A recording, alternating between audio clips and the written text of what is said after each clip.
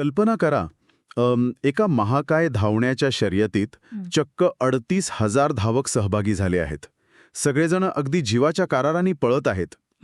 पण खरी गोम अशी आहे की या शर्यतीच्या सुरुवातीलाच एक अशी छुपी अट आहे ज्यामुळे त्यातील जवळपास 97% धावक आधीच बाद ठरतात.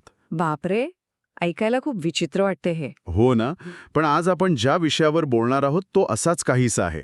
आजच्या या विशेष सखोल चर्चेत आपण महाराष्ट्र राज्याच्या केंद्र प्रमुख म्हणजे ज्याला क्लस्टर हेड म्हणतात त्या स्पर्धा परीक्षा 2026 च्या निकालाचे आणि गुणवत्ता यादीचे अतिशय गुंतागुंतीचं विश्लेषण करणार आहोत. नक्कीच. म्हणजे ही परीक्षा एका काय म्हणतात त्याला म्युझिकल चेअर्सच्या खेळासारखी आहे. खुर्च्या पूर्ण राज्यभर विखुरलेल्या आहेत. गाणं थांबल्यावर तुम्हाला बसायला खुर्ची मिळेलही, पण या खेळात भाग घेण्यासाठी उमेदवारांकडे एक असा VIP पास असावा लागतो, जो खरं तर बहुतांश लोकांकडे नाहीच आहे. अगदी अचूक वर्णन केलं. आणि हा निकाल केवळ काही आकड्यांचा किंवा पास नापासचा खेळ नाहीये बरं का. अच्छा. हो. राष्ट्रीय शैक्षणिक धोरण 2020 ज्याला आपण NEP म्हणतो, त्याच्या अंमलबजावणीसाठी या केंद्रप्रमुखांची भूमिका प्रशासकीयदृष्ट्या अतिशय कळीची आहे. तळागाळातील शाळांमध्ये धोरणात्मक बदल घडून आणायचे असतील तर आपल्याला अत्यंत प्रगल्भ आणि सक्षम नेतृत्व हवं आहे. म्हणूनच 38,000हून अधिक उमेदवार आणि 2,384 रिक्त पदे यांचं हे जे सांख्यिकीय समीकरण आहे ना, ते समजून घेणं इतकं रंजक ठरतं. नक्कीच. पण मला सर्वात आधी हे सांगा की या परीक्षेचं स्वरूप नक्की कसं होतं? बरं, कारण अंतिम यादीकडे आणि त्या VIP पासकडे जाण्यापूर्वी प्रत्यक्ष स्पर्धेचे आणि उमेदवारांच्या बौद्धिक पातळीचे स्वरूप समजून घेणं मला वाटतं खूप आवश्यक आहे. ही परीक्षा IBPS द्वारे घेण्यात आली होती, बरोबर? होय, अगदी बरोबर. आणि IBPS ही संस्था त्यांच्या परीक्षांच्या अतिउच्च काठिण्य पातळीसाठी ओळखली जाते. हां, तिथे तुमचं लॉजिकल रिझनिंग म्हणजे तार्किक क्षमता आणि वेळेचं अचूक व्यवस्थापन याची अक्षरशः कसोटी लागते. 200 गुणांची ही अत्यंत कठीण परीक्षा होती. पण तुम्हाला आश्चर्य वाटेल, काय? या परीक्षेत 2 अद्वितीय उमेदवारांनी चक्क 171 गुण मिळून राज्यात प्रथम क्रमांक विभागून मिळवला आहे. 171 200 पैकी? हो. अरेच्चा, हे खरोखरच असामान्य आहे. IBPSच्या परीक्षेत एवढे गुण मिळवणं म्हणजे त्या उमेदवारांची बौद्धिक पातळी किती उच्च असेल याची आपण फक्त कल्पनाच करू शकतो. हो ना. यावरून एक गोष्ट नक्कीच स्पष्ट होते की आपल्या राज्यातील जे कार्यरत शिक्षक आहेत त्यांच्यामध्ये गुणवत्तेची अजिबात कमतरता नाही. अगदी बरोबर. पण जशी आपण निकालाची अंतिम यादी पुढे पाहतो तेव्हा आपल्याला गुणांची एक उतरंड पाहायला मिळते. सांख्यिकीच्या भाषेत याला नॉर्मल डिस्ट्रीब्युशन कर्व किंवा बेल कर्व असं म्हणतात. थांबा, हा बेल कर्व म्हणजे नक्की काय? थोडं सोप्या भाषेत सांगाल का? नक्कीच सांगेन. समजा आपण सगळ्या उमेदवारांचे गुण एका आलेखावर मांडले तर त्याचा आकार एका घंटेसारखा म्हणजे बेलसारखा दिसतो. सुरुवातीला म्हणजे अतिउच्च गुण मिळवणारे लोक खूप कमी असतात, जसे की यादीतील पहिल्या 156 उमेदवारांचे गुण 160च्या पुढे आहेत. अच्छा, म्हणजे हे एकदम टॉपर झाले. हो. आणि त्यानंतर आलेखाचा मधला भाग खूप फुगीर होतो, कारण तिथे सरासरी गुण मिळवणारे हजारो लोक असतात. आणि शेवटी एकदम कमी गुण मिळवणारे लोक पुन्हा कमी होतात. आता इथे गंमत पहा. काय? यादी 3001व्या क्रमांकावर असलेल्या उमेदवाराचे 140 गुण आहेत. अच्छा, म्हणजे पहिले 3000 लोक 140च्या वर आहेत. मग त्यानंतर काय होतं? त्यानंतर खऱ्या गळेकापू स्पर्धेला सुरुवात होते. 130 ते 140 या अवघ्या 10 गुणांच्या टप्प्यातील जर आपण घनता पाहिली ना, तर तिथे तब्बल 4140 उमेदवार आहेत. बापरे. याचाच अर्थ या 10 गुणांच्या मध्ये एका गुणावर सरासरी 400 पेक्षा जास्त उमेदवार आपलं नशीब आजमावत आहेत. हे तर एखाद्या महामार्गावरील ट्रॅफिक जॅम सारखं आहे. कसं काय? म्हणजे 160च्या वेगात रस्ता एकदम रिकामा आहे, सुसाट गाड्या चालल्यात, पण 130 ते 140च्या टप्प्यात गाड्या चक्क एकमेकांना घासून चालत आहेत. एकदम बंपर टू बंपर ट्रॅफिक आहे तिथे. खूप छान उदाहरण दिलं. आणि जर आपण यादीत अजून खाली गेलो तर 38,041व्या क्रमांकावर अवघे 65 गुण आहेत. यावरून हे सिद्ध होतं की 38,000ची गर्दी असली तरी खरी स्पर्धा केवळ पहिल्या 3.5 ते 5,000 उमेदवारांमध्येच मर्यादित आहे, ज्यांनी 135 पेक्षा जास्त गुण मिळवले आहेत. म्हणजे बहुतांश लोक शर्यतीत आहेत, पण ते पदक जिंकण्याच्या शर्यतीत नाहीतच. होय. आणि येथे सर्वात लक्षवेधी बाब म्हणजे पहिल्या 100 उच्चांकी उमेदवारांच्या रोल नंबरचं जर आपण विश्लेषण केलं तर त्यापैकी अनेक उमेदवार हे 281, 321, 311 आणि 411 या विशिष्ट परीक्षा केंद्रांच्या कोडवरून आले आहेत. या कोड्सचा अर्थ काय होतो? हे कशाचे संकेत आहेत? हा सांख्यिकीय ट्रेंड आपल्याला सांगतो की गुणवत्ता राज्याच्या कोणत्या विशिष्ट भागातून किंवा केंद्रांमधनं मोठ्या प्रमाणावर पुढे आली आहे. बहुधा हे मोठे जिल्हे किंवा शैक्षणिकदृष्ट्या प्रगत भाग असू शकतात जिथे उमेदवारांनी या परीक्षेची विशेष तयारी केली असावी. अच्छा. हा एक वेगळाच प्रशासकीय दृष्टिकोन आहे जो भविष्यातील प्रशिक्षणासाठी नक्कीच उपयोगी पडू शकतो. हे सगळं ऐकून असं वाटतंय की ज्यांनी 140च्या वर गुण मिळवले ते अगदी सेफ आहेत. पण इथेच तो प्लॉट ट्विस्ट येतो ज्याचा आपण सुरुवातीला उल्लेख केला होता. बरोबर. शासनाला या सर्व 3,500 उच्च गुणवंतांना थेट निवडता येत नाही, कारण मध्ये कायद्याचा एक मोठा अडथळा आहे. तोच आपला मगासचा VIP पास, TET परीक्षा. अगदी बरोबर. केंद्रप्रमुख पदासाठी TET म्हणजेच शिक्षक पात्रता परीक्षा उत्तीर्ण असणे हे कायदेशीररित्या बंधनकारक आहे.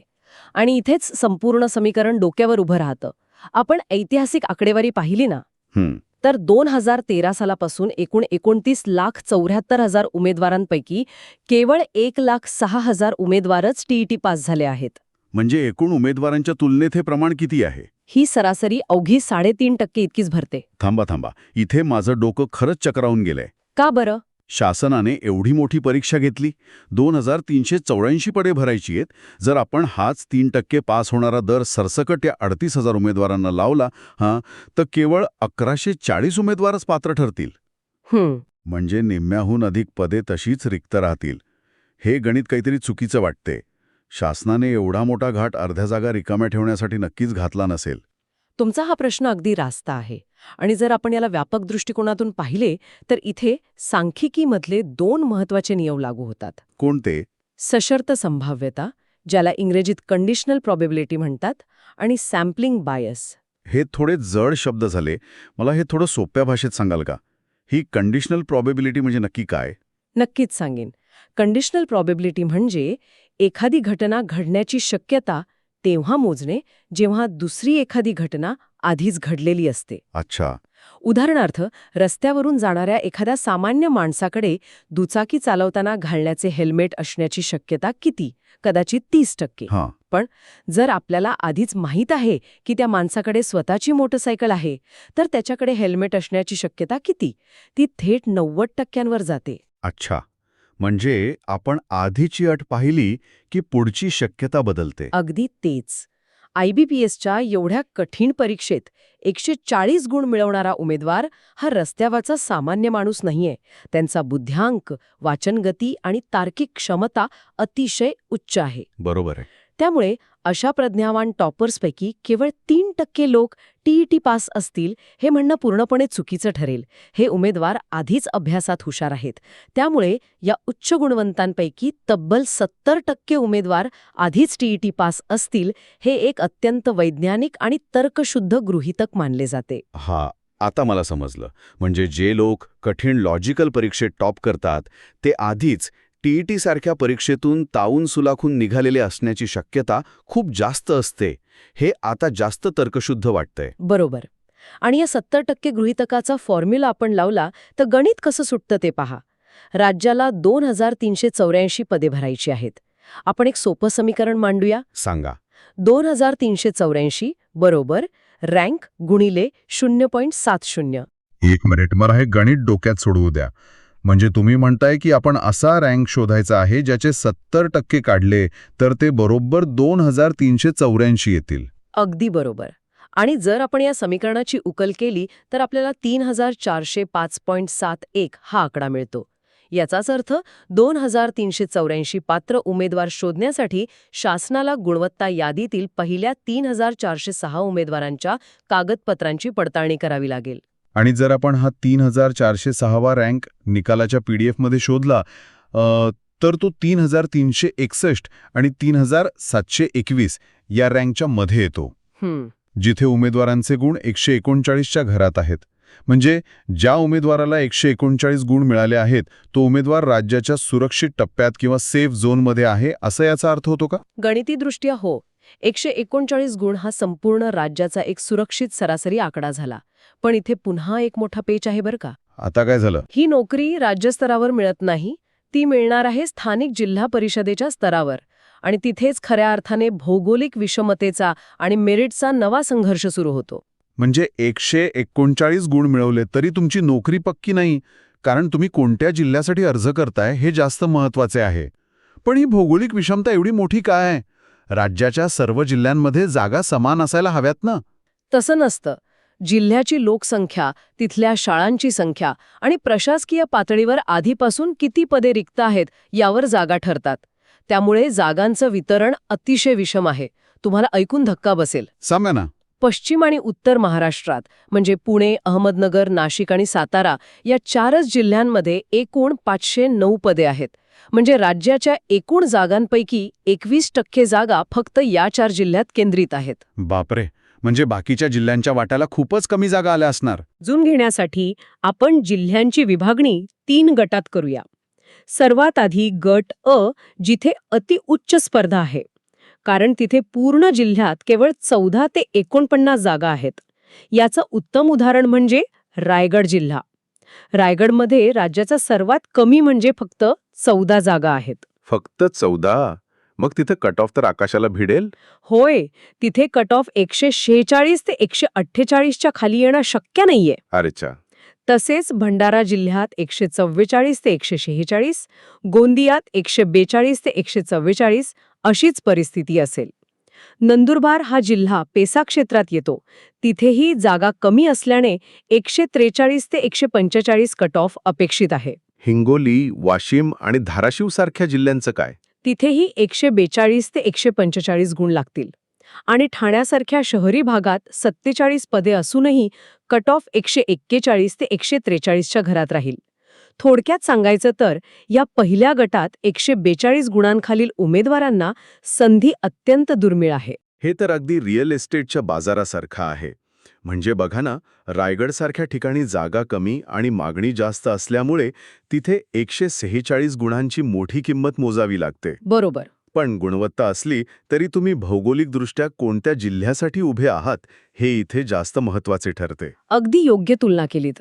आता दुसरा गट पाहूया, गट ब, जिथे मध्यम स्पर्धा आहे आणि 50 ते 99 जागा उपलब्ध आहेत.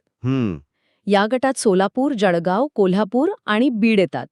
पण इथे लक्ष वेधून घेतो तो लातूर पॅटर्नमुळे ओळखला जाणारा लातूर जिल्हा. तिथे 50 पदे आहेत आणि शैक्षणिक स्पर्धा एवढी तगडी आहे की कट ऑफ 141 ते 143च्या खाली येणं कठीण आहे. पण या गटात असे काही जिल्हे आहेत का जिथे कमी गुणांवर संधी मिळू शकते? कारण सगळेच जण 140च्या वर नसणार. हो, आहेत ना. पालघर हा पेसा क्षेत्रातील जिल्हा आहे, जिथे 75 पदे आहेत आणि कट ऑफ 136 ते 138 पर्यंत येऊ शकतो. पण सर्वात मोठी आणि महत्वाची संधी आहे नक्षलग्रस्त गडचिरोली जिल्ह्यात. गडचिरोली, तिथे कट ऑफ कमी लागण्याची शक्यता का आहे? कारण तिथे 50 पदे आहेत, पण भौगोलिक दुर्गमता आणि काम करण्याचे मोठं आव्हान असल्यामुळे बाहेरचे उमेदवार तिथे जाण्यास फारसे उत्सुक नसतात. अनेक जण तो पर्याय निवडतच नाहीत. त्यामुळे राज्यात सर्वात कमी कट ऑफ गडचिरोलीचा लागण्याची शक्यता आहे, चक्क 132 ते 135 गुण. अच्छा, म्हणजे ज्यांचे गुण कमी आहेत पण जे टीईटी पास आहेत त्यांच्यासाठी गडचिरोली हा खऱ्या अर्थाने काशेचा किरण आहे. आणि आता आपला शेवटचा गट राहिला, गट क, जे सुरक्षित जिल्हे मानले जातात, जिथे 110 पेक्षा जास्त जागा आहेत. होय, या 5 जिल्ह्यांमध्ये मिळून तब्बल 634 जागा आहेत. पुणे जिल्ह्यात सर्वाधिक 153 पदे आहेत, रत्नागिरीत 125, अहमदनगरमध्ये 123, नाशिकमध्ये 122 आणि साताऱ्यात 111 पदे आहेत. त्यामुळे तिथे कदाचित स्पर्धा कमी असू शकते आणि तिथला कट ऑफ 134 ते 136 पर्यंत खाली येऊ शकतो असा माझा अंदाज आहे. आणि बाकीचे जे जिल्हे आहेत म्हणजे पुणे, नगर, नाशिक, सातारा, तिथे 135 ते 138 गुण असणाऱ्यांना सर्वाधिक संधी आहे. तुमचा अंदाज अगदी बरोबर आहे. आपण जिल्ह्यांचे भूगोल समजून घेतले, पण इथेच कथा संपत नाही. समजा एकाच जिल्ह्यात 2 उमेदवारांचे गुण समान असतील तर काय? मग काय होतं? किंवा जर आरक्षण असेल तर तिथेच समाजातील आरक्षणाचे सूक्ष्म विभाजन आणि सांख्यिकीय संवेदनशीलता कामाला येते. मगाशी आपण जे कट ऑफ पाहिले ते सर्वसाधारणपणे खुल्या किंवा ओपन प्रवर्गासाठी होते. मग आरक्षणाचा या कट ऑफवर किती आणि कसा प्रभाव पडतो? आरक्षणाचा प्रभाव खूप स्पष्ट दिसतो. ओपनच्या तुलनेत ओबीसी आणि EWS प्रवर्गाचे मेरिट केवळ 1-2 गुणांनी कमी राहील, म्हणजे 137 ते 138. अच्छा. VJNT प्रवर्गासाठी 130 ते 132 गुण लागू शकतील. पेसा क्षेत्रात तर हे थेट 125 पर्यंत खाली जाऊ शकतं. आणि महिला आणि दिव्यांगांसाठी जे समांतर आरक्षण असतं त्याचं काय? महिलांसाठी 30% समांतर आरक्षण असल्यामुळे महिलांचे मेरिट पुरुष उमेदवारांच्या तुलनेत 2-3 गुणांनी खाली येईल. आणि दिव्यांगांसाठी असलेले 4% आरक्षण तर मेरिटला थेट 100 ते 110 गुणांपर्यंत खाली आणू शकते. हे सगळं ऐकायला खूप व्यवस्थित आणि लॉजिकल वाटतंय. पण मला एक सांगा, हे सगळं गणित एकाच धाग्यावर लटकलेलं आहे ना? कोणता? तो धागा म्हणजे आपण मगाशी गृहीत धरलेलं 70% टॉपर्स TET पास आहेत हे समीकरण. अहवालात एक शब्द आहे सांख्यकीय संवेदनशीलता, ज्याला सेन्सिटिव्हिटी ॲनालिसिस म्हणतात. याचा अर्थ काय? सेन्सिटिव्हिटी अनालिसिस म्हणजे आपण जे गृहीतक मानलंय ते जर थोडं बदललं तर अंतिम निकालावर काय परिणाम होईल हे तपासून पाहणे. आपण 70% मानलंय.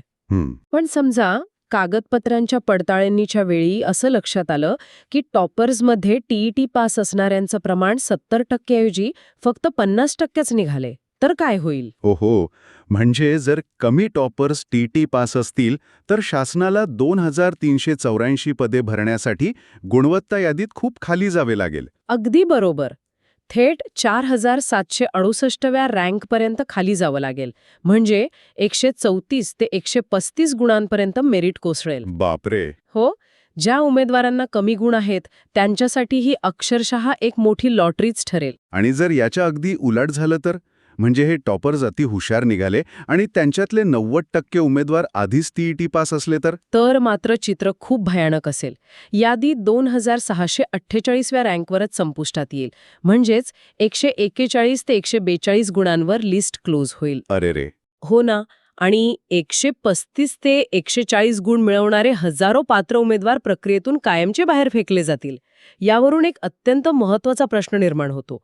आपण सांख्यिकीच्या आधारे कितीही गृहीतके मांडली तरी ऐतिहासिक 3% TET निकालाची पार्श्वभूमी पाहता हे 70% हेच तिच्या गणितावर अवलंबून आहे.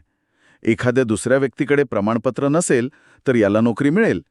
एका गुणाने आणि एका कागदाने संपूर्ण नशीब बदलू शकतं. हेच तर स्पर्धा परीक्षांचं सर्वात मोठं आणि क्रूर वास्तव आहे. खरंय. आपण या सखोल चर्चेच्या अगदी शेवटच्या टप्प्यात आलो आहोत.